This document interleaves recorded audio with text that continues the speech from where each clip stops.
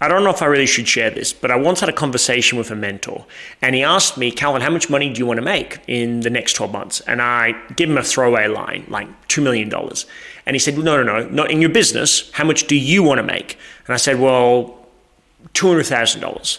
And he said, well, tell me, what are you going to do with $200,000? And my response was, I don't know, but you give me $200,000 and I'll figure it out.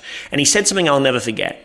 He said, money doesn't come to chaos, money only comes to a plan. And he says, it's not good enough that you don't know what you want to do with that money. And when I reflect back on that story, it reminds me of so many times I've spoke to clients now in my coaching work, and I've asked them what they want to do with their life. What do they want to achieve financially, emotionally, physically, in their relationships, in their businesses or careers? And more often than not, I get a response which is, I don't know. And I don't know is just not good enough. What it simply says is that you haven't applied the thought process to what you really want. You haven't really taken the time to consider what you want in terms of your dreams and goals and aspirations. And all that requires is a bit of time and a bit of self-belief. Because the secret is that most people don't allocate the time to think about the things that they just don't believe are possible. And so if you haven't got clarity on what you want for the rest of your life, it might be because you don't believe it's possible, or it might be that you're just being distracted. You're busy being busy. And that's where I was at.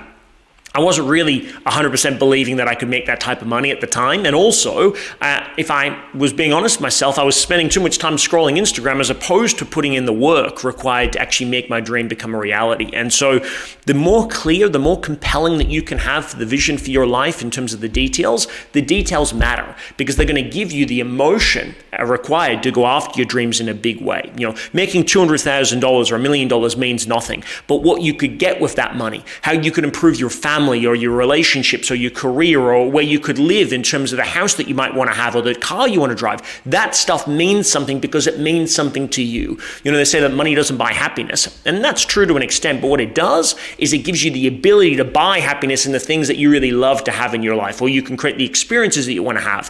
It's certainly more compelling to go after those things than it is just to simply go after the number. So if you don't know, I know you don't know, but if you did know, what would the answer be? And how much time do you think you need to allocate realistically to going figuring out what it is that you want? Because that would be certainly the first step in creating the life of your dreams.